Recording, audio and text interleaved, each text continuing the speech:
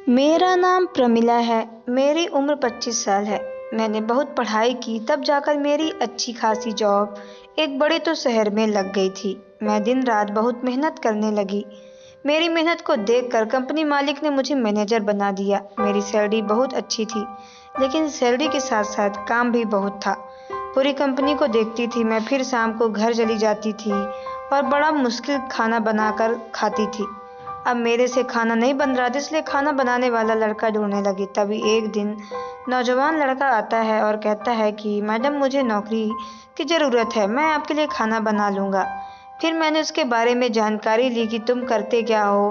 फिर वह कहने लगा, मैडम मैं पढ़ाई करता हूँ और मुझे पैसों की सख्त ज़रूरत है, इसलिए आप जो भी पैसे दोगे मैं ले लूँगा। मुझे उस पर दया आ गई और मैंने उसको नौकरी पे दे दी। वह स्वभाव से सीधा साधा लड़का लग रहा था, क्योंकि तन पर थोड़े से कपड़े फटे हुए पहने थे। फिर मैंने उसको किचन दिखा दिया और किचन का सारा सामान भी दिखा दिया और बोल दिया कि जैसे किचन का सामान खत्म होता है तो आप मुझे बोल देना, तो मैं ला दूंगी। मैं खाना खाकर ऑफिस चली जाती, फिर वह अकेला रहता था मेरे घर पर। जब मैं ऑफिस से शाम घर लौटती तो पूरे घर का वो चमका देता। झाड़ू पोछा लगाकर मैं खुश हो जाती। फिर मैं हाथ मुंह धोती और खाना खाने बैठ जाती। वह मेरे लिए गरम गरम खाना बना कर लाता था।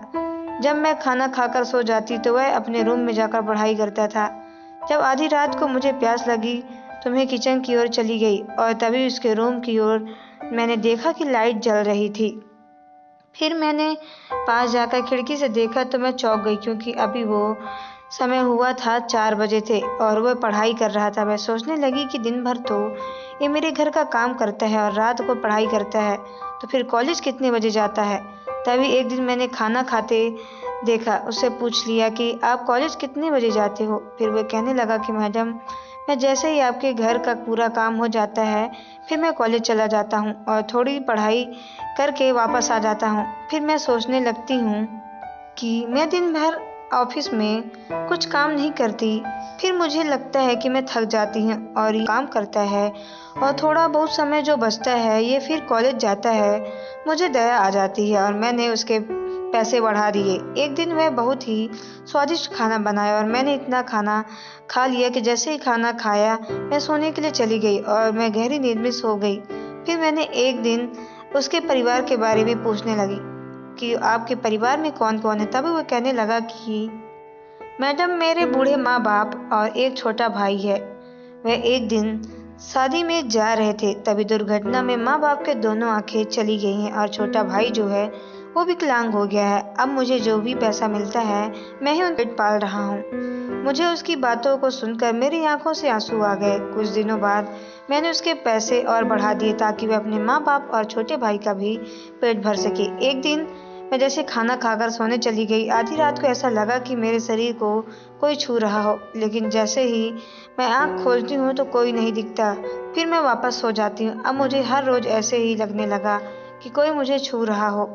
जब भी मैं खाना खाकर सोती तो रात में मुझे एक बार भी नींद नहीं खुलती, क्योंकि वह लड़का खाना ही ऐसा बना रहा था कि मैं हद से ज़्यादा ही खा लेती थी, जिसकी वजह से मेरी नींद रात में एक बार भी नहीं खुलती थी। फिर मैं लगी कि आज तो सच्चाई जान के ही रहूँगी, आखिर कौन मुझे छूता है। तभी मैंने एक तरकीब निकाली और जैसे ही ऑफिस में आई तो मैंने लड़के को बोल दिया कि आज मैंने ऑफिस में ही खाना खा लिया था, इसलिए आज खाना मत बनाना। फिर मैं सो गई और सोने का नाटक करती रही। तभी आधी रात को मेरे रूम का दरवाज़ा खुलता है, बिस्तर की ओर कोई आता है। फिर वह मेरे हाथ पैर को छूता है। फिर वह मेरे साथ ऐसी हरकत करने लगता है कि मैं दंग रह गई। मेरी आंखों से आंसू बहने लगे। वो मेरे पैर दबाने लगता है और जब भी वह मेरे पैर दबाता है तो कभी भी नज़र उठाकर मेरी तरफ नहीं देखता और पैर दबाकर वापस चला जाता है अपने रूम में। फिर एक दिन मेरे पैर दबाते हुए मैंने उसका हाथ पकड़ लिया और कहने लगी कि रहने दो, आप मेरी इतनी सेवा मत करो, क्योंकि आप दिन भर मेरे घर की साफ सफाई करते हो और आए थक जाते होगे। आप मेरे अपने रूम में जाकर सो जाओ। तब वह रोने लगा। ये कहने लगा कि मैडम, आप मेरी माँ समान हो, इसलिए मुझे ये सेवा करने दो, क्योंकि अगर आप मुझे नौकरी नहीं देती तो मेरे माँ बाप और मेरा छोटा भाई भूखे मर जाते। आपकी ये दिन है कि तभी भाभी जी रहे हैं और अच्छा खाना खा रहे हैं। पहले जब मैं नहीं कमाता था तब वो कभी भी कभार भूखे पेटे ही सो जाते थे।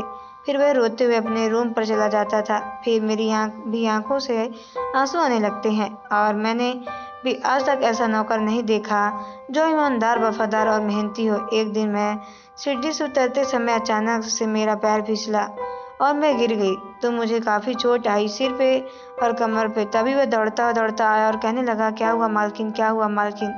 तब वह मेरे सिर से और कमर से चोट देख लेता तो वह घबरा जाता। अभी मैं डॉक्टर को फ़ोन करता हूँ, लेकिन डॉक्टर लोग भी फ़ोन नहीं उठा रहे थे। तभी वह मुझे उठाकर एक गाड़ी बुलाता है और हॉस्पिटल मुझे ले जाता है। हॉस्पिटल में मैंने अपने सभी परिचित लोगों को फ़ोन लगाया, लेकिन एक भी मुझे कोई देखने के लिए नहीं आया, और मैं रोने लगी। मेरे दोस्त हमेशा बोलते थे कि ज़रूरत पड़े तो एक फ़ोन लगा देना, हम सब और आ जाएंगे आपकी मदद करने के लिए। लेकिन ये सब झूठे थे, एक भी नहीं आया मुझे देखने के लिए। यहाँ पर मेरी सेवा करने के लिए मेरे नौकर के अलावा और कोई भी नहीं था। वह खाना भी नहीं खा रहा था। रोते हुए बोलता कि मालकिन, आप बहुत जल्दी ठीक हो जाओगे, आप चिंता मत करो, मैं हूँ ना, मैं हूँ ना। यही देखकर मैंने कुछ दिनों तक हॉस्पिटल में ही रहे, और फिर हम दोनों घर चले गए। तभी एक दूसरे से मैंने ऑफिस गई तो सभी मेरे दोस्तों बहाना बनाने लगे, ये हमारा ज़रूरी काम था, इसलिए आपसे मिलने हम नहीं आ पाए। मैं समझ गई थी कि ये सब दिखावटी कर रहे हैं। मैं ऑफिस से घर आ गई। फिर रात को खाना खाने के बाद सोचने लगी कि जिन दोस्तों पर मैं आंख बंद करके भरोसा करती थी, उन्होंने एक बार भी हॉस्पिटल में मेरे हाल चाल पूछने नहीं आए। और ये लड़का जो मेरे काम करता है, इसको मैं सही ढंग से जानती भी नहीं हूँ, फिर भी रात भर मेरे साथ चिंता करने लगा और खाना भी नहीं खाया। तो देखे जाए तो सच्चा दोस्त तो यही है, फिर जिसे मैं दिल में चाहती थी, शादी करना चाहते थे। उन्होंने मुझे एक बार भी फ़ोन तक नहीं करा कि ऐसे लोगों के मेरे दिल में कोई जगह ही नहीं है। फिर मैं ऑफिस जाती और अपने काम से काम रखती, किसी से ज़्यादा बात नहीं करती। अब मुझे धीरे धीरे मेरे यहाँ जो लड़का काम करता था उससे प्यार होने लगा। अब मैं उससे पोछा नहीं लगाती थी, सिर्फ उसको ऑफिस तक कार चला कर ले जाता और वापस आता, तो यही काम था। झाड़ू पोछा के लिए मैंने अलग से एक काम वाली लगवा दी थी। अब मैं उसकी पढ़ाई सारा खर्चा मैं उठाती और उसको एक बड़ा आदमी बनते देखना चाहती थी।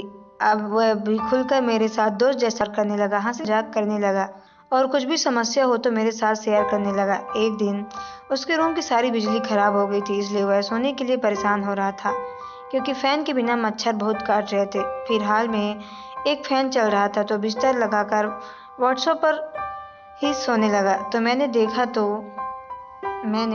उसको अपने रूम में बुला लिया और मेरे रूम में सोने के लिए मना करने लगा कि मैं आपके रूम में नहीं सो सकता। मेरी जिद करने पर वह आ गया। सिंगल बिस्तर होने के कारण नींद भी कभी कभार मेरे पर उसके ऊपर चले जाते तो वह वापस हटा लेता, लेकिन उन्होंने ऐसा कुछ नहीं किया रहा जो मेरे साथ तुझ में शर्मिंदा होना पड़ा। वह मन लगाकर पढ़ाई करने लगा और एक दिन उसकी पढ़ाई रंग लाई और वह बहुत बड़ा आदमी बना, और वह जहाँ जॉब करती थी वहीं कंपनी का मालिक बन गया।